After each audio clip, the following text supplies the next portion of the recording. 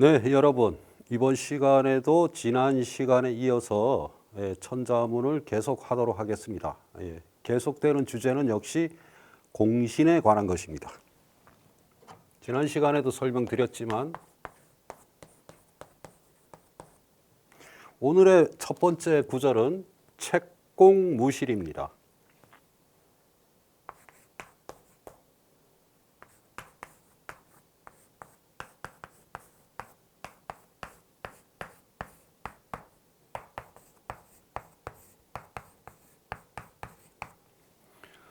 공을 책하고 공을 책해보니 공신이니까 공훈을 세웠을 때 그 공을 책봉한다는 얘기죠. 이게 책봉하니 그 공이 무성하고 크다는 얘기입니다. 무성하다는 것은 풀이 많다, 곧 크고 알차다 그런 얘기죠. 자, 그래서 책자는 우선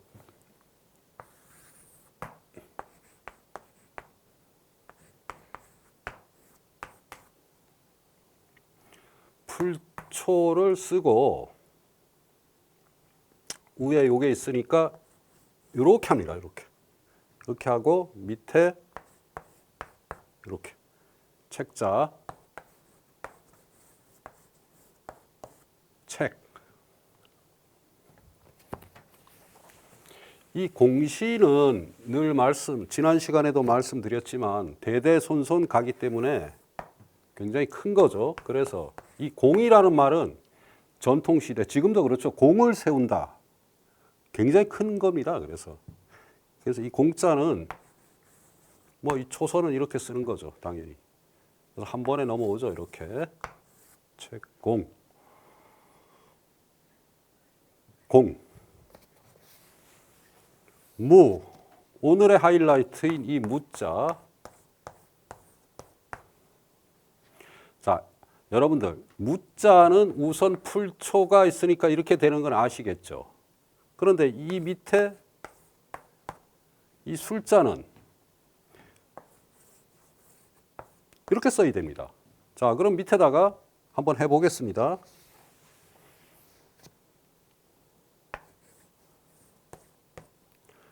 이렇게 된 획은 초소에서 제가 늘 말씀드리지만 획이 한 번에 가야 되니까 이렇게 가고 한번 떨어져서 이렇게 갈 수가 없어요. 그럼 이 획을 위로 갖다 붙인다는 겁니다. 개념이 이렇게 밑으로 이렇게 갈 획을 먼저 여서 긋고 이렇게 온다. 이런 개념이라서 이런 획이 나오는 거죠. 예를 들면은 이룰 성자가 있다. 이걸 초소로 쓰려면 이렇게 하고 여기에 복잡한 것을 하나, 둘, 셋 이렇게 써줍니다. 완전히 다른 모양이 되는 거죠. 이렇게. 예, 이 얘기입니다. 그러면 이렇게 쓰면은 맞는데 옛날 사람들이 생각할 때, 이거는 좀 더 뭔가 이상하죠. 야, 이거 뭐 글씨가 이런가? 줄이기로 생각합니다. 먼저 지난 시간에도 말씀드리지만 획을 어디를 먼저 긋느냐가 중요하다 그랬죠. 먼저 이걸 긋고 여기서부터 이걸 연결해서 이렇게 옵니다. 다시 한번 씁니다. 이 원리를 이해하셔야 됩니다. 기가 막히죠. 이게 바로 초소의 묘미라는 거죠. 자, 다시 한번 설명을 드리면 원래는 이렇게 해서 이렇게 돼서 끝날 것 같지만 뭔가 좀 어수선하고 복잡하죠. 뭔가 이렇게 아름답지가 않은 겁니다. 이 미학이라는 것은 서예의 미학, 문자의 미학이라는 것은 이 봤을 때 불쾌감을 느끼면 안 돼요, 이 사람들이. 그러니까 이걸 연결해서 그러면 여기서부터 이렇게 와서 바로 연결하는 거죠, 이렇게. 이거는 그냥 이렇게 써놓으면 이게 무성할 무자다라고 읽는 사람은 아무도 없어요. 이것은 배워야 됩니다, 여러분들. 이 원리를. 지금 제가 설명을 드리면 그래서 그렇구나 이해하지만 처음에 저는 이 글씨를 쓸 때 요즘 속된 말로 대략 난감이죠. 도대체 뭐 글씨가 왜 이렇게 되는지 이해가 안 됐던 거죠. 예. 이 무자가 바로 초서의 정수라는 거죠. 이런 것이 이제 가끔 있어요. 초소에서. 실자.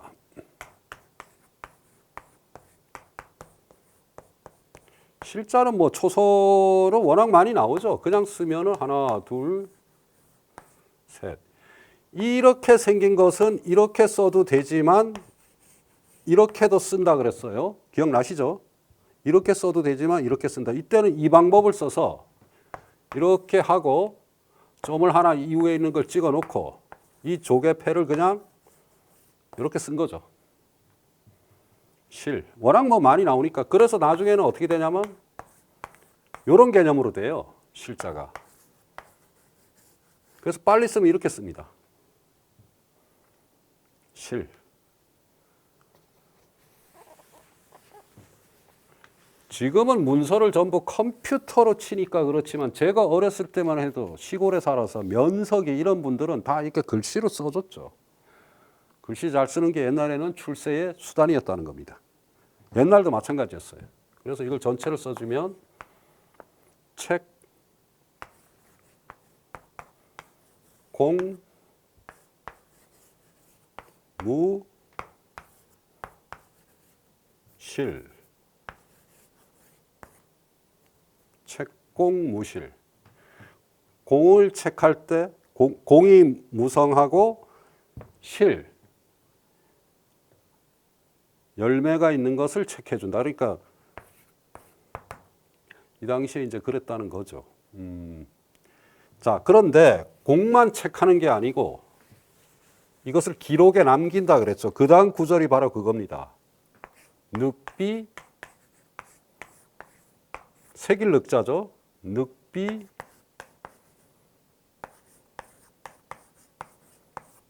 각,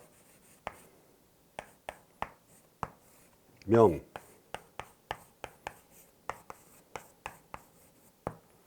공을 비석, 돌에다가도 새기고 쇠에다가도 새기고 늑비강명.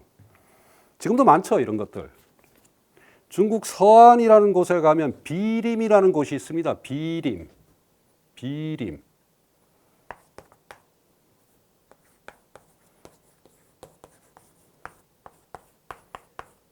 말 그대로 비의 숲이죠. 비림. 무슨 얘기냐면 원래는 그렇게 하면 안 되는데 중국 정부가 전국의 각지에 있는 비석을 옮길 수 있는 모든 비석을 이 서안 비림에다가 옮겨놨어요. 사실 저는 이건 반대인데 옮기면 안 돼요, 원래는. 왜냐하면 그 비석이 거기에 있는 데는 이 역사와 이유가 있는 건데 어쨌든 간에 여기 가면은 뭐 중국의 그 고대부터 청나라 때까지 온갖 비석이 다 있죠. 여러분 한번 가보시면 뭐 책도 많이 나와 있고 하니까 한번 가보시면 도움이 될 겁니다. 색일 늑자는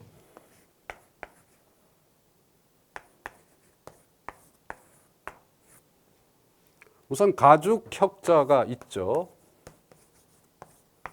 가죽 혁자는 초서로 쓰면은 이렇게 씁니다. 단독으로. 자, 위에 풀초로 보고 이렇게 하고 요거를 점으로 찍고 이렇게 쓴 거라고는 쉽게 이해할 수 있죠.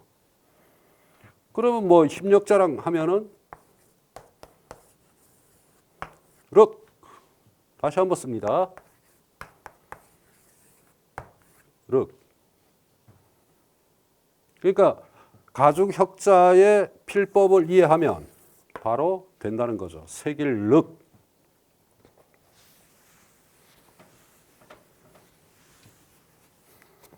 비.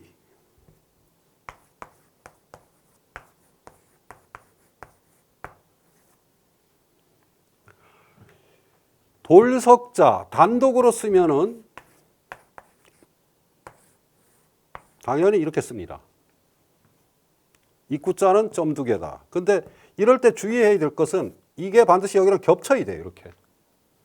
예를 들어서 이름명자 초서로 쓰면 이렇게 겹쳐야 됩니다. 여기가 이렇게. 반드시 이렇게 한 다리를 이렇게 딱 담궈야 돼요. 예를 들어서 이렇게 쓰면 안 된다는 거죠. 명자도 이렇게 쓰면 뿌 틀렸습니다. 이게 참 쉬운 것 같아도. 그런데 이 글자는 지금 이렇게 쓰면 안 되고 여기에 이렇게 돼 있으니까 이때는 한번 이렇게 감아 돌아가는 필법이 있어요. 여기는 이걸 씁니다. 이 감아 돌아가는 필법 뭐 가끔 나오죠. 밝을 명자를 예를 들겠습니다. 이런 식으로. 어쨌든 네모가 있으면 왼쪽에 있을 때는 글씨의 모양을 좋게 하기 위해서 감아 돌아갑니다. 그 다음에 오른쪽에 빗자는 이렇게 돼 있고 이렇게 돼 있으니까 이렇게 가서 이렇게 써준다. 자, 다시 한번 씁니다. 이렇게. 이거 한번 붓이 이렇게 멈추기도 하고 바로 해주기도 하고. 지형선사는 이렇게 썼네요. 네, 비 이해하셨죠? 늑비.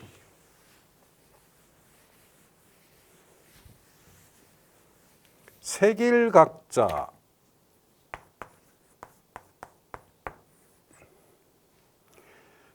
자, 이자 해자죠.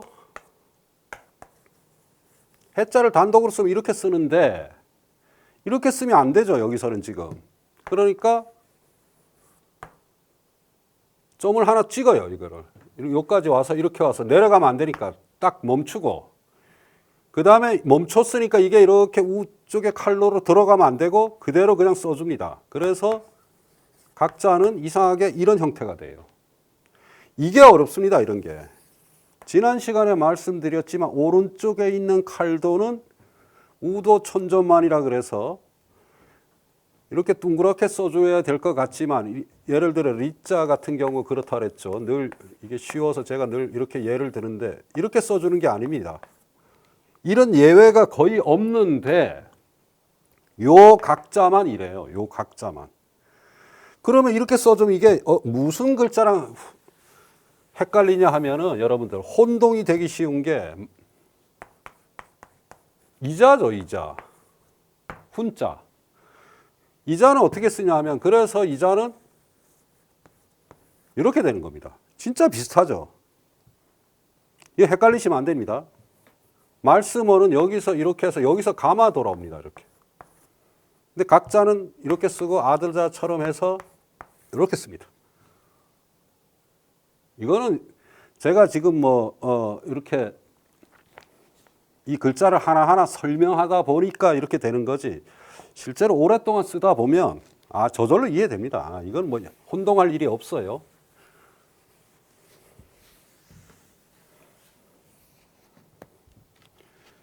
명, 이것도 역시 색일명자죠. 자, 지난 시간에도 한번 나왔죠. 쇠금자. 단독으로 쓰면은 이렇게 쓴다 그랬습니다. 기억나시나요? 성전자, 오로지 전자는 그냥 이렇게 쓴다 그랬죠. 양쪽에 점을 찍으면 쇠금, 점을 안 찍으면 오른쪽 전자. 그런데 이 글씨가 왼쪽에 붙으면 오로지 전자 초서법을 써서 이렇게 갑니다. 그리고 이름 명자는 조금 전에 설명했지만 이렇게 쓴다 그랬죠. 그러니까 이렇게 되는 거죠. 왜? 그러면 늘 말씀드리지만 이런 글씨는 없기 때문에 그렇다 그랬죠. 이런 글씨는 존재하지 않아요. 사전에.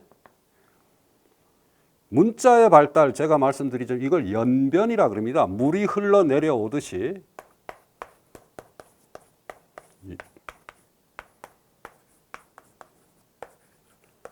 이게 참 아름다운 말인데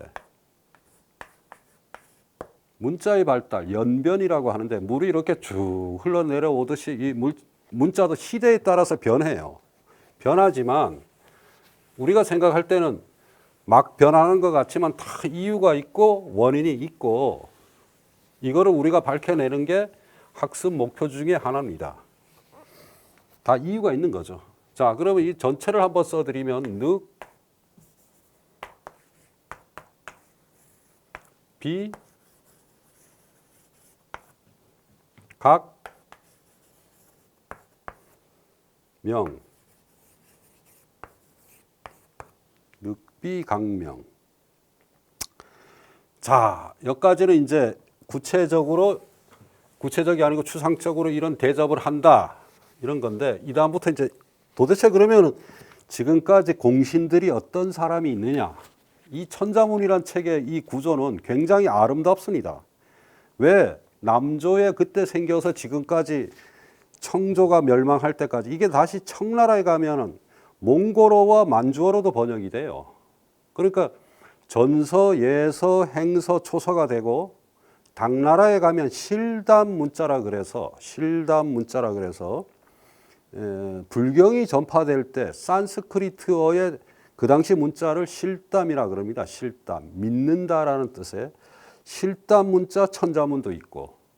그러니까 이 천자문은 문화가 외국에서, 그러니까 서방에서 들어오는 문화에도 이 천자문으로 번역을 하고, 또 이제 북방 민족이 중원을 장악하면은 몽골어로도 되고 만주어로도 되고, 온갖 말하자면 순환이라 그럴까요? 한글 천자문 나오죠. 우리 또 한국에 들어오면 굉장한 책이죠.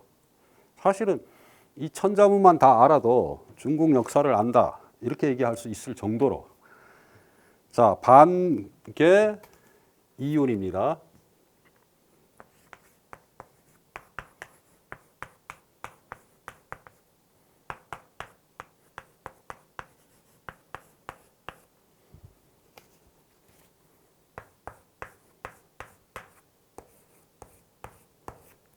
이 뜻은 반계와 이윤이다. 반계는 누구냐 하면 여러분, 주나라 무왕이 어느 날 꿈을 꿨는데 뛰어난 현자가 나타났어요. 그래서 가서 봤더니 태공망이라고 들어보셨죠, 여러분들?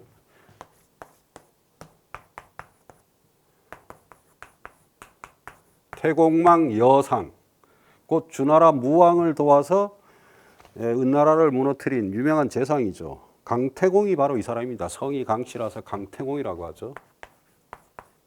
이 사람이 낚시질 했던 곳이 어디냐? 반계입니다. 이거는 사실 상징적이죠. 반계가 뭐예요? 웅크릴 반자죠.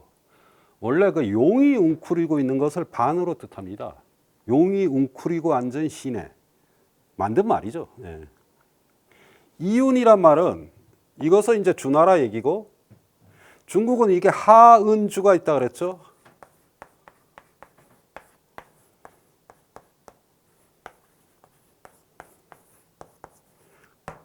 그러니까 이제 주나라를 먼저 얘기하고 태공망, 강태공 얘기를 하고, 이유는 은나라 무열이라는 왕이 있는데 이 사람도 또 어느 날 꿈을 꿔요.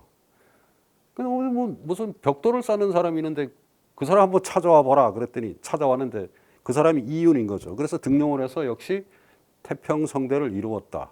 그래서 주나라를 먼저 얘기하고 은나라를 나중에 얘기하죠.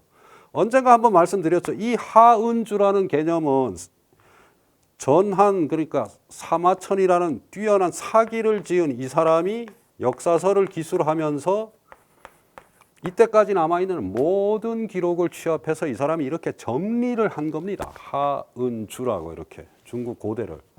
자, 여기서 재밌는 사실은 요거를 딱 끊어가지고 1800년대까지는 서양 학자들은 야, 하나라와 은나라는 전설의 나라다. 없다, 역사적으로. 주나라만 있다. 중국 사람 자존심 상하는 거죠. 중국은 절대로 그럴 리가 없죠. 왜? 여러분 이제 과장법 하면 중국이라 그러잖아요. 그런데 되게 재미있는 현상이 일어나죠. 1899년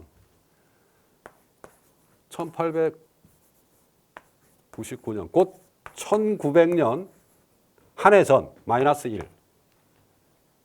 그래, 중국에서 어떤 일이 발생하냐면 어떤 사람이 이제 어느 집에 가서 공부를 하는데 아프게 됐어요.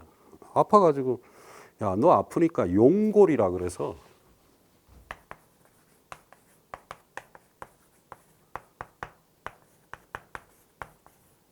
그 당시 중국의 북경에 용골이라는 게 있었대. 용골. 용의 뼈죠, 말 그대로. 야, 용뼈를 고아 먹으면 용하다더라. 사다가 먹였어요. 그 이제 아픈 사람이 이렇게 용뼈, 야, 이거 너 계속 아프면 달에 먹어라. 그랬는데 이 사람이 몸이 좀 나갔고 이렇게 보니까 아니 뼈다귀에 글자가 있는 거예요. 이게 바로 그 유명한 각골문입니다. 각골문. 이게 발견된 거죠, 이때. 그러면서 이제 은나라는 된 거예요. 사실은 이게 되게 재밌습니다. 지금 왜 이 얘기를 하냐면 이런 얘기들은 다 이게 전설 같아도 지금 이게 순서가 이렇게 되기 때문에 그런 건데 은나라라는 것은 원래 우리가 하는 하상주라 그러죠. 상나라인데 상나라 중간에 도읍지가 은이었어요. 그러니까 은나라가 한 이 정도 역사가 있다면 한 요쯤의 은나라예요. 그러니까 지금 각골문이 발견된 건 이 은허에서부터 발견된 거예요. 이 이전은 모릅니다, 사실은. 이런 얘기죠. 어쨌든 간에 이런 얘기, 그러니까 여기 지금 은나라 사람이 나오니까 이게 그전엔 전설로 쳤는데 더 이상 전설이 아니다. 우리나라도 이런 거 발견됐으면 좀 좋겠는데. 여러분들 저 지금부터 삽을 들고 경주에 가서 땅을 파야 이런 점 큰일 내야죠. 네, 어쨌든 자, 반. 웅크릴 반자인데 반. 돌석자가 여기서는 그냥 이렇게 써주고 이 번자는 그냥 여기서 네, 이렇게 써줍니다. 그러니까 원래 이 번자가 초소로 돼 있어도 이렇게 쓰는데 한 획을 빼버리고 이렇게 반. 우리나라도 반개가 많아요. 그래서 반개 호도 있죠. 누구 있어요? 반개 뭐 유형원 뭐 다 여기서 따온 겁니다. 결국은 그 사람들 수준이 천자문이다 이런 얘기죠. 개자.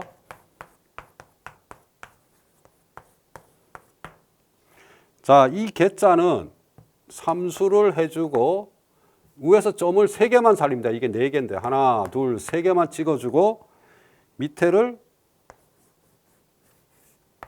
이렇게 다시 한번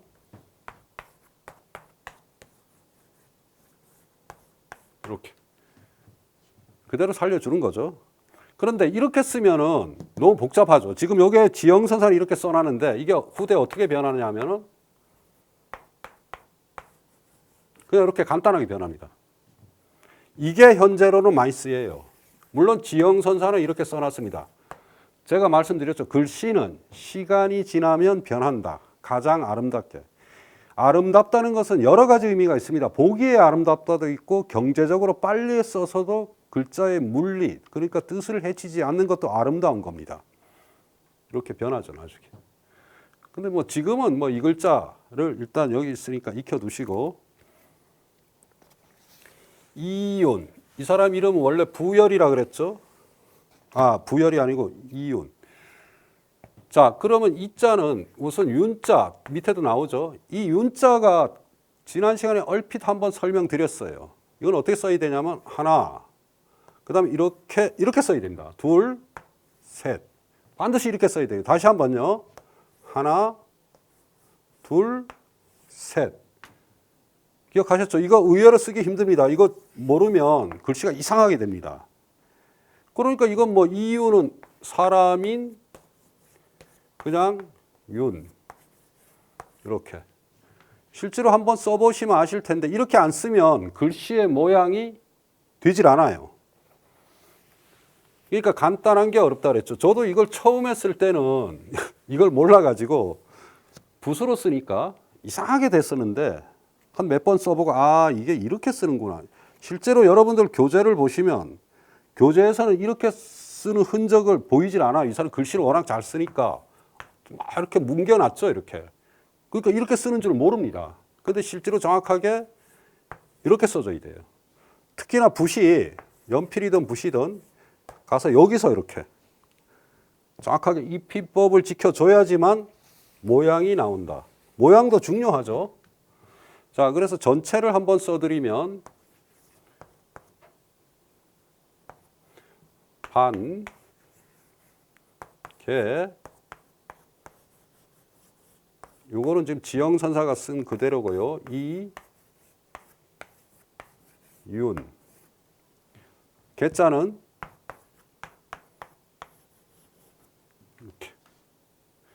자, 뭐 어차피 시간이 있으니까 잠시 얘기 드리면 이 계자에 대한 재미있는 에피소드가 하나 있어요. 어느 날 어떤 분이 저한테 메일을 보내왔습니다. 건축학 하는 분인데 우리나라 시골에 가면 여러분들 계정이라고 있어요. 시냇가에 정자를 세워서 계정. 근데 이분이 건축학 하시는 분인데 어떻게 초서 사전을 보고서 이 글자를 저한테 문의를 뭐라고 하냐면 운정이 아니냐.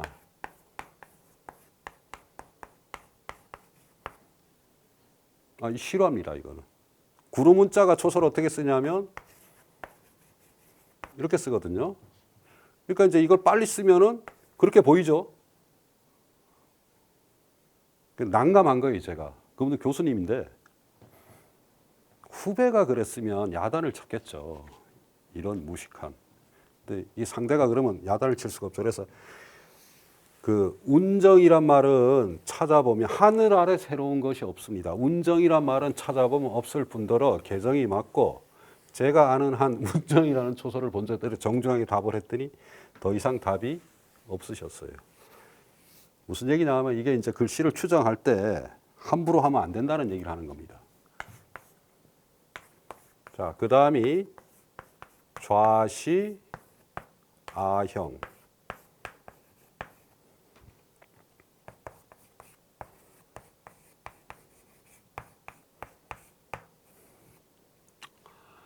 좌는 돕다죠. 이 좌자를 쓰는 사람들이 의외로 많습니다. 이름에도 쓰고 뭐 이게 이제 천자를 보조한다는 뜻이죠. 중국에서는 우리로 치면 이 국왕을 보조한다.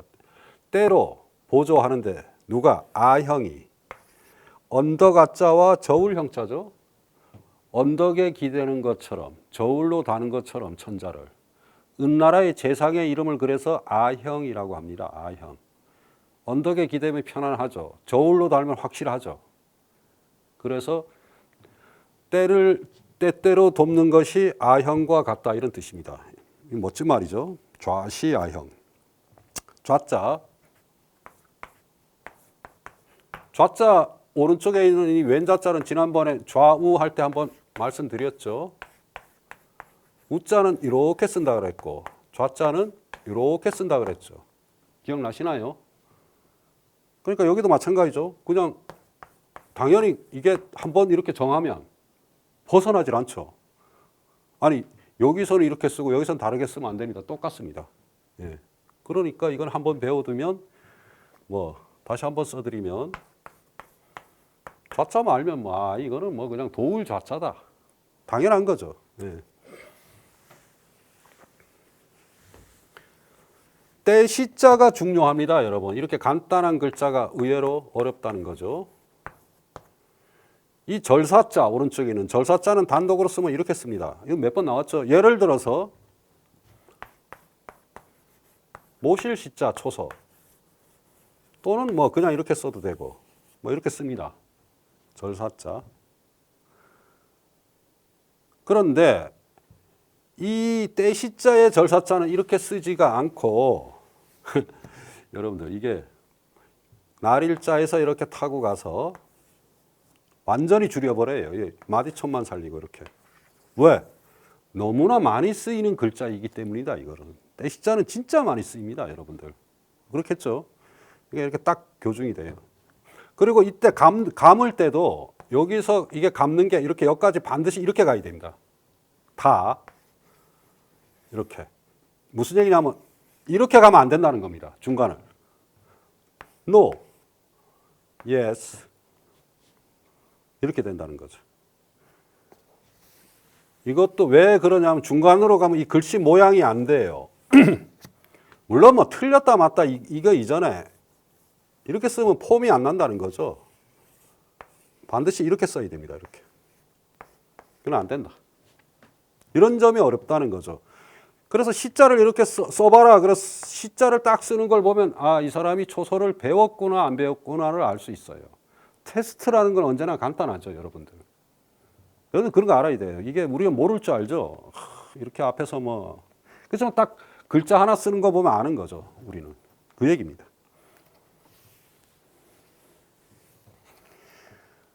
형, 좌시아형. 이 자도 아주 독특한데요. 우선 행자가 좌우에 있는데 원래 이제 그냥 행자를 단독으로 쓰면 뭐 여러 가지로 씁니다. 기본형은 이게 가장 많이 쓰여요. 이거 기억해 두세요. 이렇게 하고 여기서 한 번 이렇게 꺾어줍니다. 행. 원래는 뭐 그냥 이렇게 써도 행자예요. 무슨 얘기인지 아시겠죠? 이걸 그냥 내려 써도. 이렇게 써도 당연히 행자인데 그럼 멋이 없죠. 자, 멋을 추구하고 효율을 추구하고 뭐 여러 가지를 추구하지만 최종 형태는 이겁니다.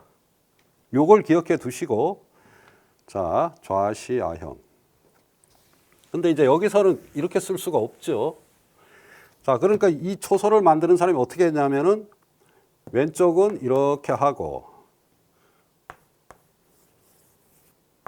이렇게 이 오른쪽을 칼도처럼 이렇게 만들었어요. 여기를 대충 요 위에 이렇게 하고 여기를 한번 감아서 이렇게 와서 이렇게 만들었습니다. 요거는 외워야 됩니다. 이거 이렇게. 자, 다시 한번 씁니다. 이렇게 좌시아형. 대충은 이해가시죠? 요거를 살리고 요게 있으니까 아, 이게 복잡하니까 그냥 이렇게 해서 이렇게 썼구나. 그래서 빨리 쓰면 이걸 다 연결했어도 됩니다. 이렇게. 원래 이렇게 써이죠. 이렇게. 요게 정법입니다. 실제로 지형선사도 이렇게 썼네요.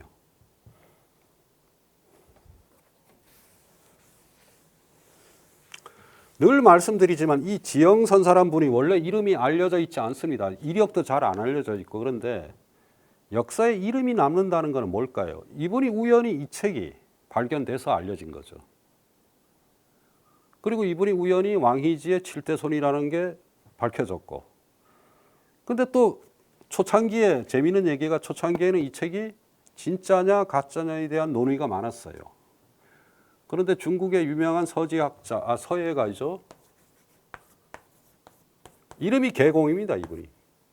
이 사람이 논문을 써서 이 책은 진짜다 라고 하는 순간에 지형의 이름과 이 책의 이름은 천금지보가 되는 거죠. 즉 값을 매길 수 없는. 실제로 보면 그렇습니다. 그 당시에 필법이 맞아요. 제가 늘 말씀드리지만 아직 해서도 확정이 안 됐고 글씨도 약간 그렇고 그렇다는 거죠. 자, 좌시아형 전체를 써드리면 좌시 아자를 빼먹었네, 그죠? 너무 빨리 하다 보니까 언덕아자죠. 아까 설명할 때 언덕과 저울 같다. 뭐 이거는 뭐 당연히 이제는 아시겠죠. 좌부방은 이렇게 하고 가짜는 이렇게 한다. 가짜 단독도 이렇게 씁니다. 가짜 단독도 이렇게 감았어요, 그냥. 그러니까 그대로 쓰죠. 그래서 좌시 형, 좌시아형. 아형이란 말 굉장히 멋진 말이죠. 기댈 수 있게 하고 누군가가 그렇죠. 누군가 기댄다는 것은 편안하게 그 사람 보면 무조건 신뢰가 가는 거고 그렇지만 일 처리를 할 때는 저울처럼 분명해야 되는 거죠. 좌시아형.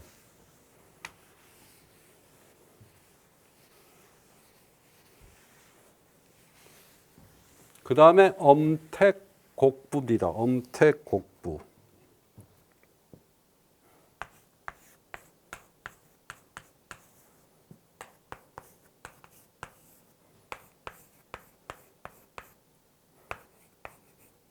곡부. 우리나라 곡부 모르시는 분 없죠? 지금 공자묘가 있는 중국의 곡부죠. 곡부. 엄택곡부. 문득 엄자입니다. 문득 집을 정해주니 그곳이 어디냐? 곡부다. 이런 뜻입니다.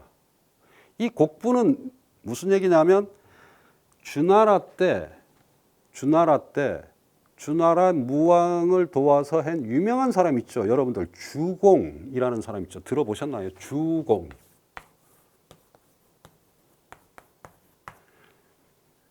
주공 이름이 지난 시간에도 얘기했는데 아까 조선의 창업주 이성계 이름이 단이라 그랬죠. 이 사람 이름이 단입니다. 주공단. 자기가 왕이 될 수 있었는데 왕이 되지 않고 자기의 조카를 도와서 왕위에 오르게 한 전설적인 인물이죠. 이 사람이 바로 이겁니다. 그래서 이 사람의 공업을 해서 곡부에다가 봉해줬다 이런 뜻입니다. 주공단. 그러니까 지금은 이제 중국의 유학에서 뭐 이렇게 하은주의 뭐 문왕, 무왕, 주공 뭐 이런 식으로 개통도를 만들잖아요. 거기에 반드시 들어가는 인물입니다. 그 개통도 자체도 송나라에서 만든 거지만 어쨌든 그 역사적으로 성리학의 개념도를 만들 때 반드시 들어가는 상징적인 인물이죠. 주공단.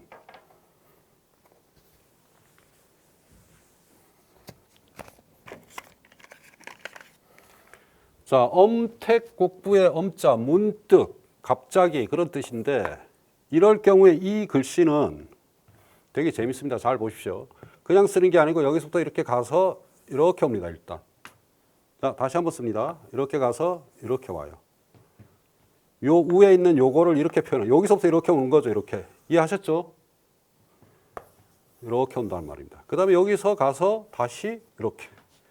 그 다음에 요 밑에 걸 그대로 표현해 주는 거죠. 자, 천천히 한번 씁니다. 이렇게 가서 이렇게. 물론 이제 저건 전부 이어 쓴 거고 이렇게 쓰면 됩니다. 이렇게. 이건 재밌죠? 이거는. 이렇게.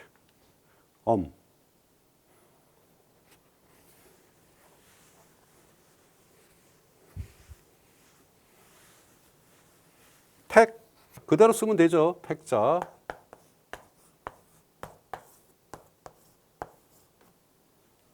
끝에 획이 반드시 위로 올라가면 안 된다 그랬죠. 택. 곡자. 곡자야 뭐 몇 번 나왔죠. 자, 반드시 이렇게 한 번에 가야 된다 그랬어요. 이렇게. 이렇게. 한 번 하고 이렇게. 네모는 두 번에 쓴다. 기억나시죠? 넉사자 왜 설명할 때 했죠. 초소로 쓰면 이렇게 간다 그랬죠. 한 번에. 그 다음에 안에 두 개 찍어주면 된다 그랬죠. 이 원칙을 지켜야 됩니다. 여러분들 이거를 무시하고서 아이 뭐 나는 내 마음대로 쓰겠다. 그럼 그거는 네 마음대로의 초소지 정식은 아닙니다. 이런 것들도 다 이게 보이지 않는 규칙인 거예요. 그러니까 곡자도 마찬가지죠. 이게 쉬워 보이도 뭐 이렇게 갔다가 뭐 여기서 이렇게 오고 막 이러면 안 됩니다. 이게 한 번에 이렇게 쭉 가야 돼요. 이렇게 무조건. 어쨌든 간에 여기서 이렇게 타고 이런 식으로. 그러니까 이걸 붓으로 쓴다고 생각해 보세요. 이게 제가 왜 이 얘기를 하냐면 이런 글씨가 붓으로 쓰기엔 굉장히 힘들어요. 오히려 뭐 이런 글씨는 쉬운데 이게 붓이 이렇게 딱 대고서 아 여기서 한 번에 가라니까 참 진짜 속된 말로 진짜 환장합니다. 이거 힘들어요. 엄택 곡부. 자, 붓자야 뭐 그대로 위에 모양만 사서 이렇게 씁니다. 다시 한번 모양을 그대로 이쁘게 살려주는 거죠. 지금은 이게 이렇게 언덕 붓자가 이렇게 되어 있지만 지금 요게 보면은 이 당시에는 이렇게 썼다네요. 지형선서 때는. 그러니까 이게 이제 이렇게 되는 거죠. 이렇게. 엄택곡부. 자, 그래서 전체를 한번 써드리면 엄택곡부.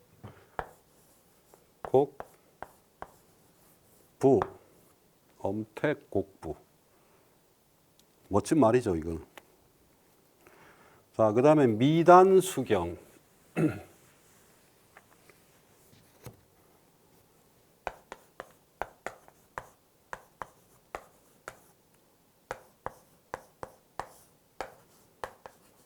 미단, 숙,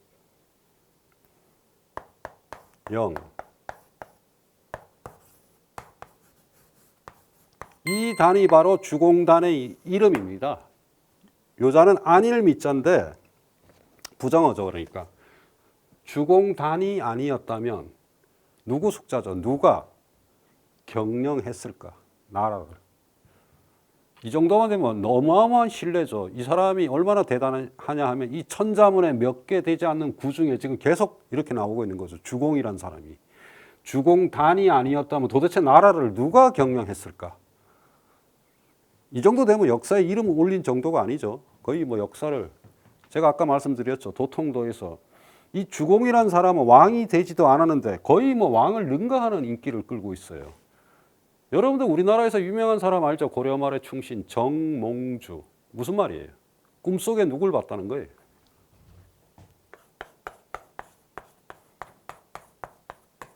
정몽주 아시죠?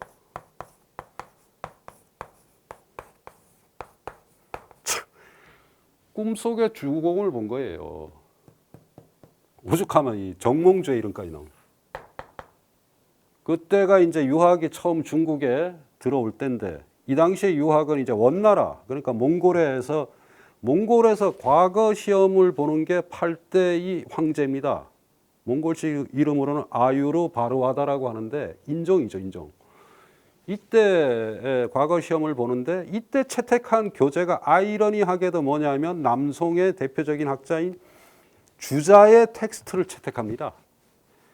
이게 참 아이러니하죠. 그럼으로써 이제 고려 말에 이제 그 부마국이었던 고려의 모든 사람들이 가서 주자의 책을 들여오고 그 다음에 이제 몽골이 망하고 명나라가 들어서도 과거제를 바꿀 수가 없는 거죠. 성리학이라는 걸. 그리고 또 청나라가 들어서도 계속 그게 과거 시험에 유지가 되고 그러다 보니 우리 조선도 그런 문화의 영향 아래 조선시대 내내 주자학이 압도하게 되는 겁니다. 동아시아 주자학의 실체는 그렇습니다. 역으로 말하면 몽골 시대에 과거를 왜 했겠어요? 중원의 문화를 흉내내서 한 건데 만일 안 했다면 막 그럴 일은 없겠지만 우리가 만일 안 했다면 우리가 지금 주자학에 대해서 알고 있을 수가 없다는 겁니다. 자, 뭐 그거는 나중에 문제고 어쨌든 이 주자학에서 가장 그러니까 이런 사람들이 존숭하는 사람이 바로 이 주공단이다. 안일미자 초서는 자 이건 잘 보셔야 됩니다. 이렇게 씁니다. 앞에를 이렇게 물수처럼 하고 이렇게 두 번 감아서 이렇게 자 이런 필법이 가끔 나오는데 조금 전에 설명했던 형자도 그런 경우죠.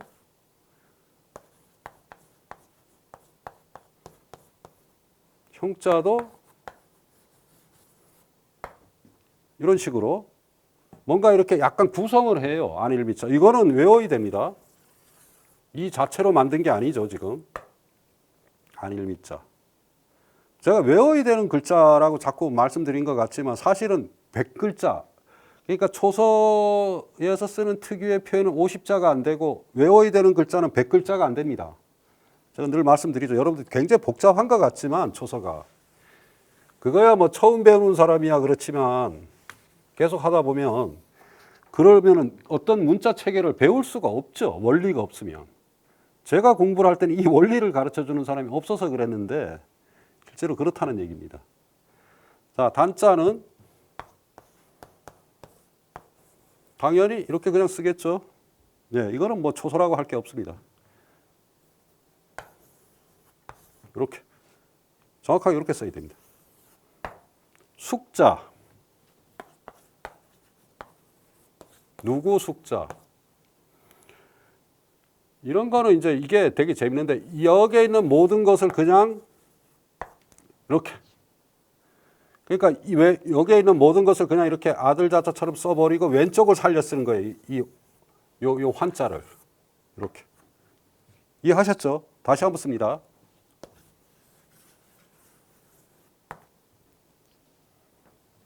아, 그러니까 이 환자가 있으면 아 이게 숙자구나.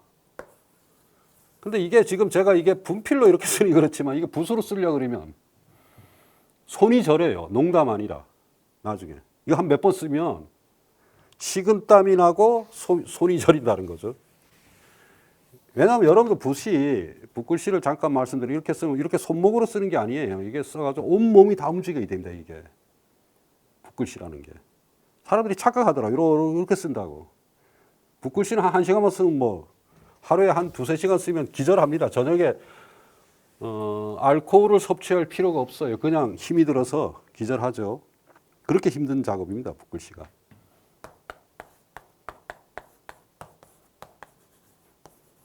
영. 자, 영자는 이 불화 두 개가 위에 있는데 이럴 때는 그냥 너무 복잡하니까 점 세 개로 한다. 이렇게 하고 그 다음에 민간머리가 있으니까 이렇게 하고 그 다음에 입구자, 려자가 있죠. 려자. 이 려자가 이렇게 쓰는데 여기서 그러니까 예를 들어 궁전반으로 할 때 똑같죠? 궁전반으로 할 때는 이렇게 써줬습니다. 앞에서. 기억나시죠? 궁전반울. 근데 이건 좀 더 복잡하죠. 위에가 있죠. 그러니까 이거는 이렇게 쓰지 말고 이렇게 쓰자고 해놓고 여기서 이렇게 쓰는 획도 한번 제가 말씀드렸죠. 창자. 자, 이 초소가 이렇다는 거죠. 이렇게 쓴다 그랬죠. 그럼 여기다가 이걸 이렇게 쓰면 될 텐데 이렇게도 안 하고 요것도 줄여요. 이것도 줄여도 알 수 있죠. 그러니까 영자는 최종 어떻게 되느냐? 이렇게 됩니다.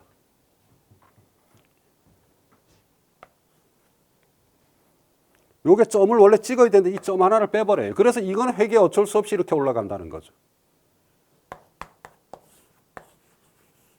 이렇게. 0.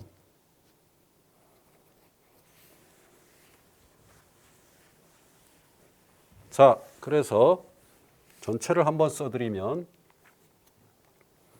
미, 단, 숙, 영 이렇게 됩니다. 미단, 수경. 단이 아니면 누가 국가를 경영했을까? 자, 이번 시간에는 여기까지 하고 다음 시간에 뵙도록 하겠습니다. 여러분, 고맙습니다.